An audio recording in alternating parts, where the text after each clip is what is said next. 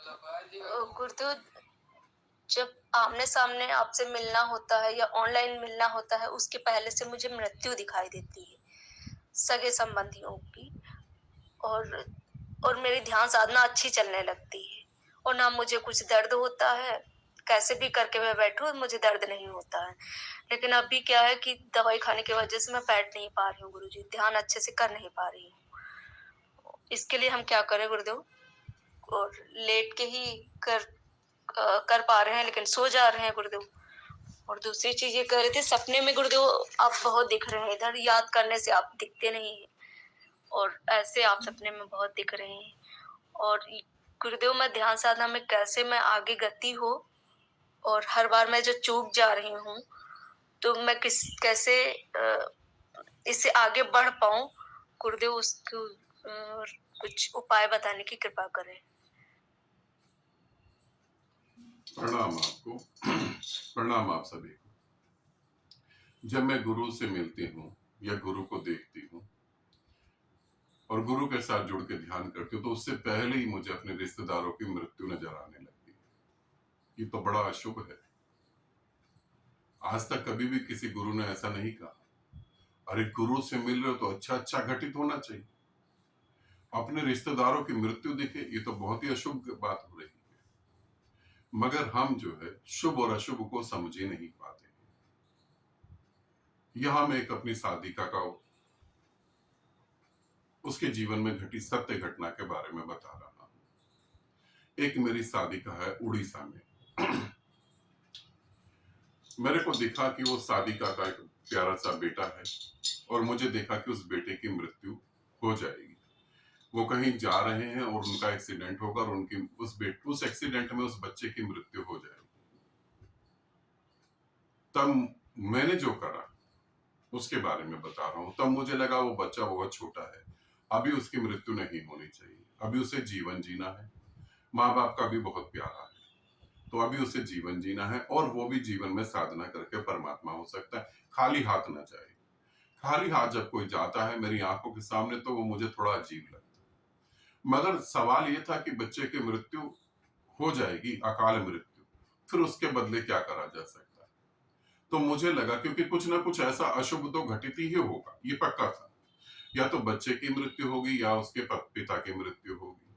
तो वहां पर मुझे कुछ ऐसा लगा कि क्यों ना उनका पैसे का, उनका सामान का नुकसान हो जाए, मृत्यु ना हो।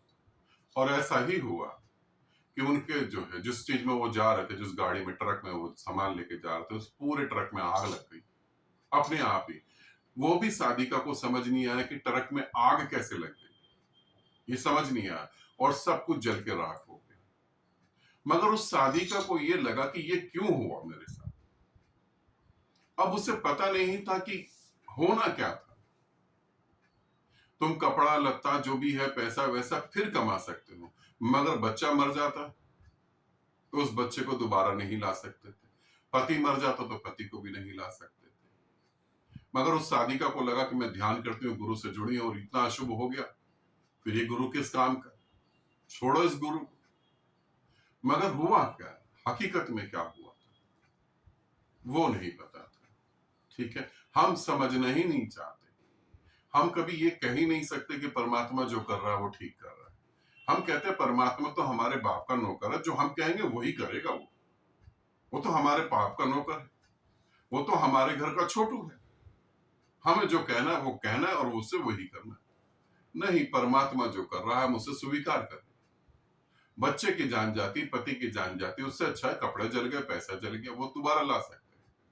इसी तरीके से जब हम गुरु से मिलते हैं तो हमें अपने रिश्तेदारों की मौत दिखाई देती है। ये शुभ तो नहीं है, ये शुभ है, ये बिल्कुल शुभ है। जब तुम गुरु से मिलते हो और उससे पहली मौत दिखाई देने लगती है, तो तुम इसको समझो कि तुम्हारा मोह खत्म होना चाहिए। उन लोगों के साथ तुम्हारा मोह जुड़ा हुआ है। तुम्हें अपने बच्चे की मृत्यु दिखाई देगी, तो अर्थात मृत्यु नहीं घटित होने वाली, तुम्हारा मोह जुड़ा है, मोह खत्म होना है। गुरु की तरफ से ये सीधा सीधा तुम्हें बताया जा रहा है कि तेरा मोह मैं मार के रखूंगा, तेरा बच्चों के प्रति मैं मोह मार दूंगा, तेरा पति के प्रति मैं मोह मार दूंगा। तेरे रिश्तेदारों के प्रति मोह मर जाएगा। तू अगर मुझसे मिलेगी तो तेरा मोह मर जाएगा। उसको भी मैंने यही बताने की कोशिश करी कि जो भी कुछ है इस संसार में, जो भी कुछ है, कपड़े, पैसा, सोना, चांदी, सब कुछ, उससे तेरा मोह खत्म हो जाना चाहिए। वो सब मरेगा ही मरेगा, मगर समझो कैसे? परमात्मा के इशारे को समझो कैसे? तुम तो परमात्मा को ही छोड़ देते हो। एक मंदिर के आगे से मैं गुजर रहा था, एक काली माता की मूर्ति थी, उसके ऊपर एक आदमी पत्थर मार रहा था और गाली बक रहा था। मैंने रुक के पूछा कि तुम क्या कर रहे हो, ऐसा माँ को गाली क्यों दे रहे हो? उसने कहा इतनी मन्नतें मांगी, एक भी मन्नत मेरी पूरी नहीं करी। वो तुम्हारे घर की नौकरानी है क्या? उसने कहा था कि तुम मन्नत मांगो। इसे समझना। हो सकता है वो मन्नत पूरी करने के बाद तुम्हारा जीवन नरक हो जाता। हो सकता है तुम्हारे कपड़े लत्ते सब बच जाते, पैसा बच जाता और बच्चा और पति मर जाते। हो सकता है तुम्हारा जो रिश्तेदार की तुम मौत देख रहे हो, वो मौत ना घटी तो मगर तुम्हारे हाथ से मोक्ष छूट जाए, फिर क्या करोगे? तो गुरु की बातों को समझने की कोशिश करो। जो हो रहा है बिल्कुल शुभ हो रहा है। गुरु से मिलोगे तो यहां पर सब कुछ छूट जाएगा, तभी तुम परमात्मा हो पाओ। तो शुभ घट रहा है, अच्छा घट रहा है। आनंदित रहो, सदा खुश रहो। बहुत बहुत प्रेम आप सभी को।